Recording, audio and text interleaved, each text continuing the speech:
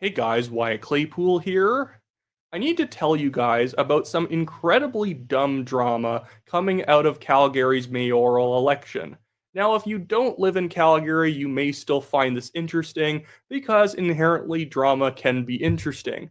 But this is the dumbest form of drama. A Calgary mayoral candidate who is trying to project himself as being conservative tried to attack his closest conservative opponent and ended up just highlighting how unfit he is to actually be the standard bearer for conservatism in the city. So I have endorsed Sonya Sharp in this mayoral election. I don't agree with Sonya on everything. I'm more conservative than she is on many issues, but she actually has committed to cutting wasteful spending, putting police officers directly on C trains and on C train platforms to cut down on crime, especially retail theft. And there's a few other aspects of her platform I think are quite positive. And also, all these other people saying, I'm going to freeze taxes. Like, well, if you're not going to cut bad spending, you are going to end up raising taxes. And even just freezing the rate isn't good enough because as house values go up, they can just tax you through the elevated value rather than increasing the rate. But whatever, I just want to get back to this issue. So, Jeff Davison has been attacking Sonya Sharp recently. And it's not just been him, it's been all of his campaign surrogates, his campaign manager, all these people going after Sonya for not being conservative enough.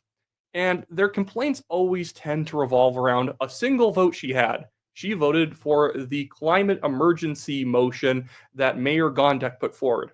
And by the way, I disagree with Sonya voting for that. Even she regrets having voted for that, but overall, her voting record is quite good.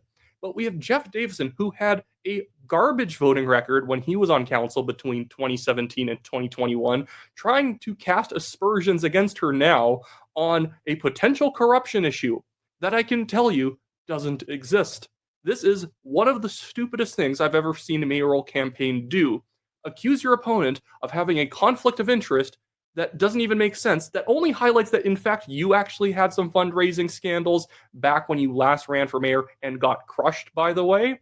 So I'm just going to get right into this in a second, but I do just want to plug that, hey, if you live in the city of Calgary, go into the description below or go to the top of the comments and get yourself a Sonya Sharp sign because I think we actually do need to be able to muscle out fake conservatives like Jeff Davison from this race before we get into late September or early October.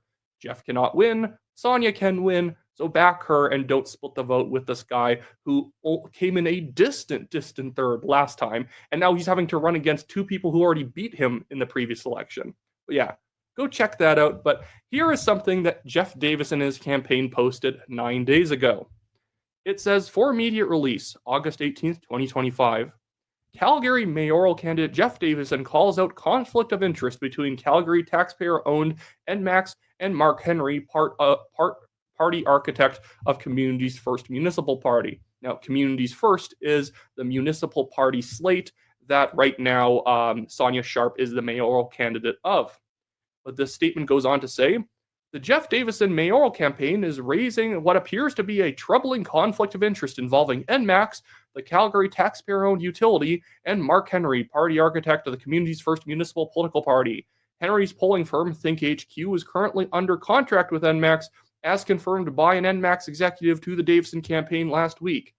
At the same time, Henry is actively leading a municipal political party that is running a number of council candidates, as well as Councillor Sonya Sharp as its mayoral candidate. Quote, this is outrageous conflict of interest, said Jeff Davison. Quote, Mark Henry cannot both profit from a taxpayer-owned entity and simultaneously run a political organization that is fielding candidates for mayor and council. That this gives the appearance that NMAX is paying Henry to campaign for Sharp and others. How can Calgarians believe in our democratic process? What is he flipping on about? What does that even mean? That Mark Henry, who runs a polling firm, who has contracted work with the public utilities company NMAX, that's somehow a conflict of interest because he also founded the Communities First Party. What do you think they're paying him under the table? NMAX, a public like crown corporation effectively, is wanting Mark Henry to, like, I don't know, do something for them. Like, how does that even work?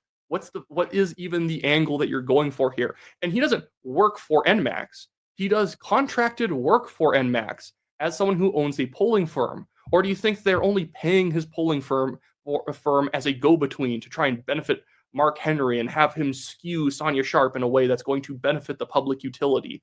It doesn't make any sense. It's like saying someone cannot run for office if they work for any public institution, because maybe they're a front for that public institution. If you run for office as a former cop, are you doing this for the police? And now it's the police's mafia that's trying to take over council?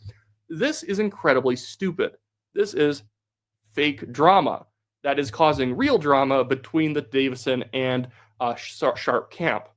A little bit later in this video, I want to go over with you the voting record of Jeff Davison, because again, him and his surrogates, who have been pretty nasty to me up to this point for no reason. Great campaign strategy, guys. Maybe just attack Wyatt and then he'll like you better.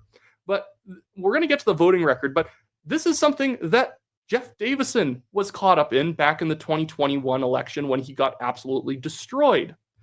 Complaints levied against Councillor Jeff Davison, fundraiser in Calgary mayoral race. Now, this is an actual big issue that he basically just pretended he had nothing to do with, even though saying that he didn't know this was going on is probably the stupidest defense, because nobody running for office in Calgary doesn't know there's a massive fundraiser going on to benefit them. But this article from Global News back during that 2021 election reads, "A mayoral candidate in the upcoming Calgary municipal election is under fire following complaints a golf tournament fundraiser may have violated campaign fundraising rules.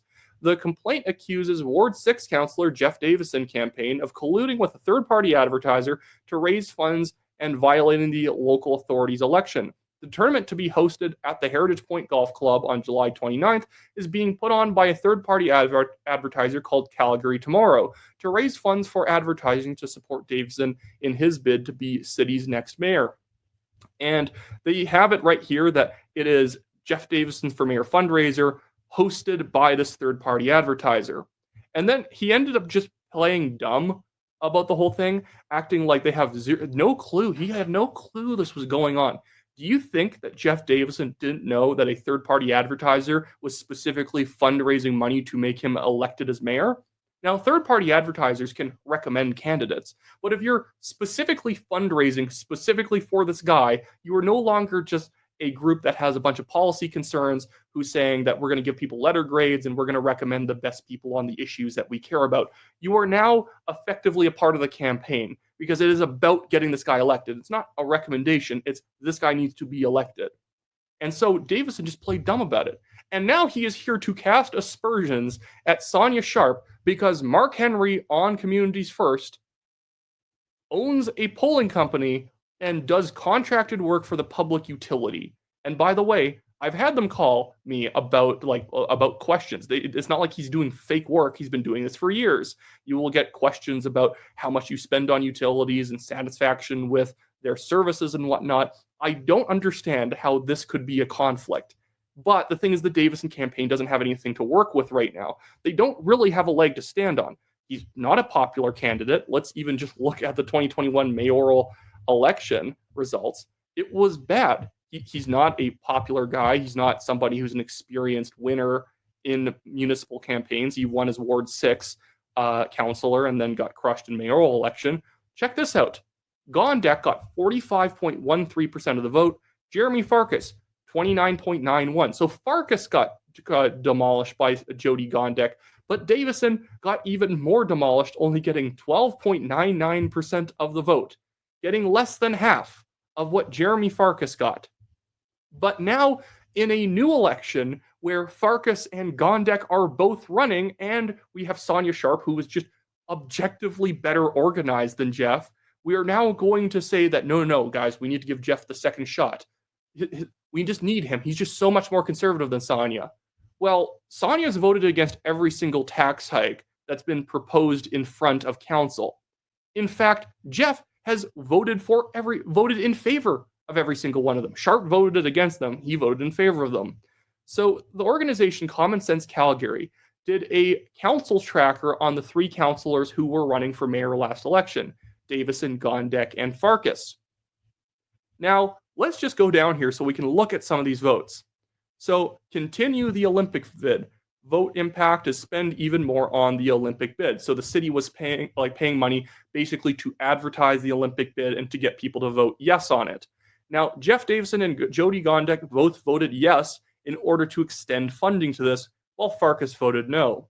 I will say the reason I will never endorse Farkas for any office after the last election in Calgary, I voted for him for mayor. The thing is that he's become so left wing since then, despite being like a conservative firebrand back in the day, that I just don't trust him. His entire website is just full of like spending initiatives. And by the way, did you know that Jeff Davison's website, up until I pointed it out to his campaign manager, who I didn't even know was his campaign manager at the time, he had a land acknowledgement on his website. I did another video where I talked about him. I can bring up that screenshot later. He had a land acknowledgement on the campaign website, and I'm supposed to believe this is the super conservative guy. I even need to just quickly show you something he posted recently on his social media. Now, does this mean anything? No, but I think there's a certain level of incompetence to his campaign. So either his new campaign organizer or his new manager, I don't know, Brett Pierce on the left there, for some reason, this was a winning photo for Jeff Davison to post on his social media to advertise that he is running for mayor. Him feeding Brett Pierce a cupcake while at some event at the Canada Olympic Park. So that was something that happened. That was baffling to me, so I needed to bring it up. So another one here on the Common Sense Calgary page. Hike corporate welfare. Vote impact. Increase corporate welfare by $90 million. Now, I assume this is some economic investment plan where the city is going to pay out money in order to attract business or to help grow businesses or whatever. We had Jeff Davison and Gondek both vote for that. The motion was that council approve an additional allocation of $90 million for the long-term funding of the Economic Development Investment Fund for a total of $100 million.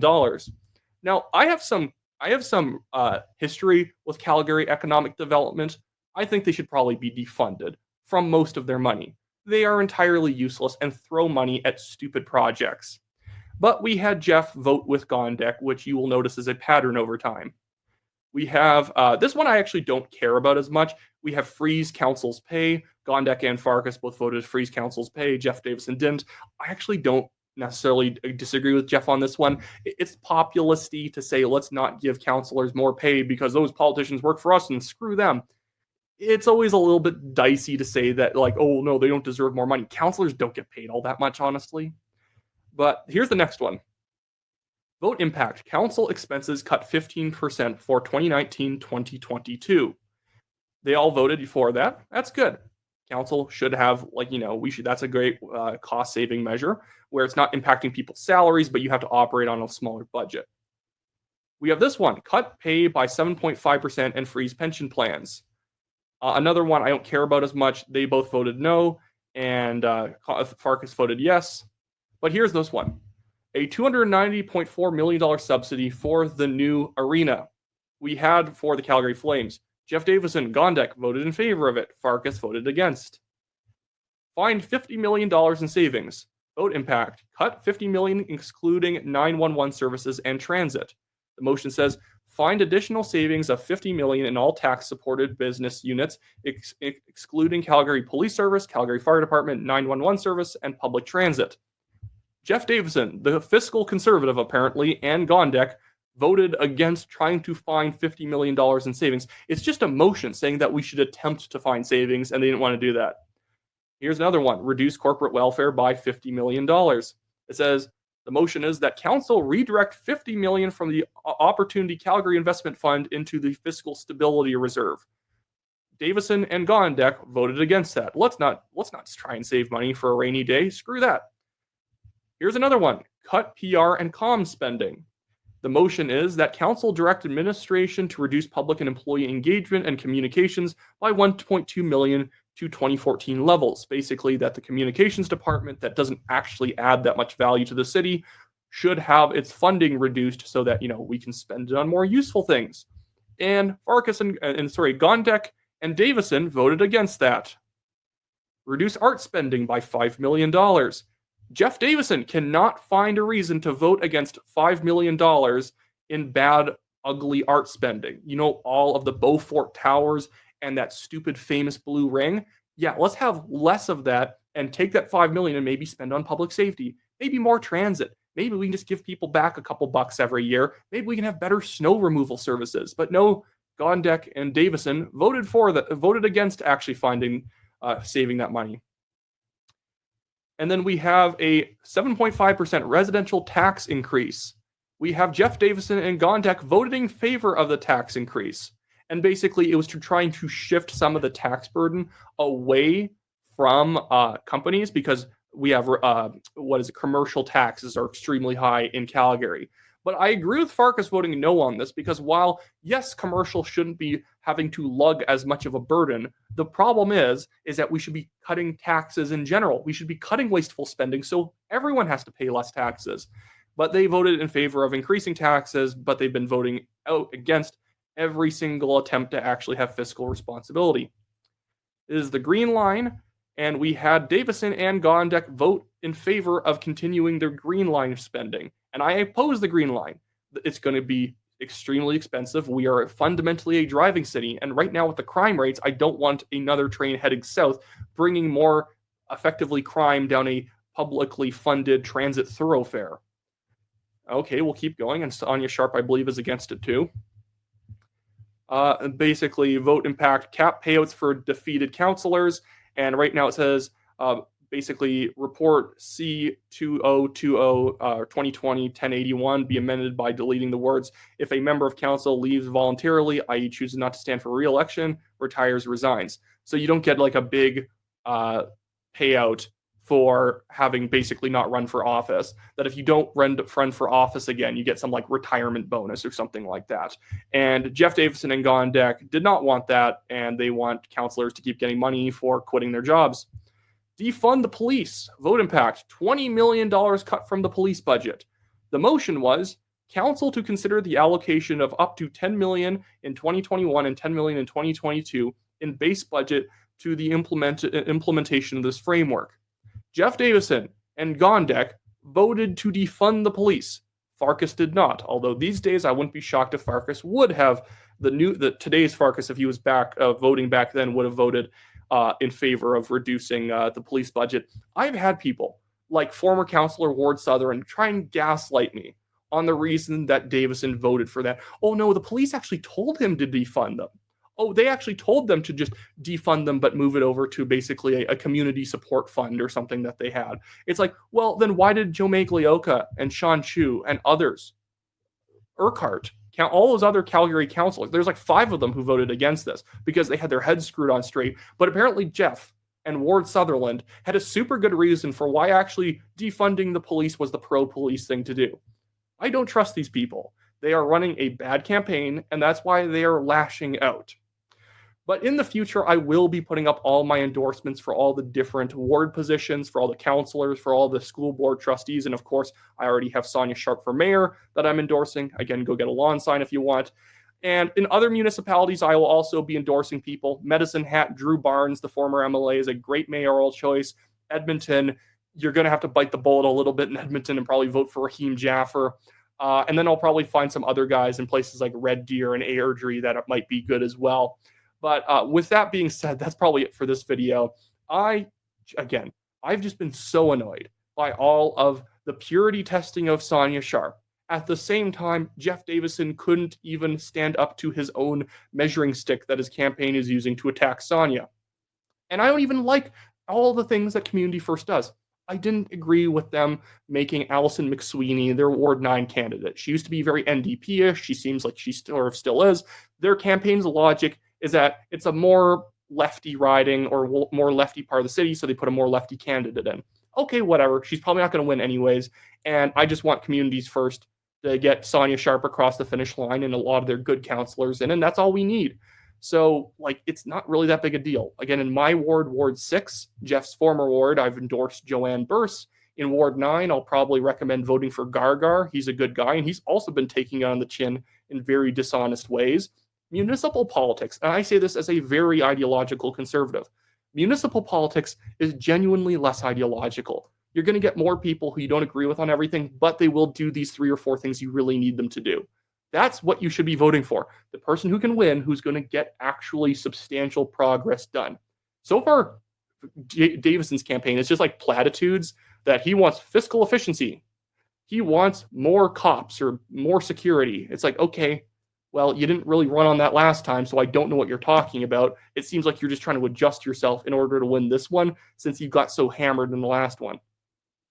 But anyways, that's it for me today, guys. This was a bit of a rant, but hopefully you didn't mind the update on what's going on in that crazy city of Calgary that I live in. But with that being said, I will see you guys all later.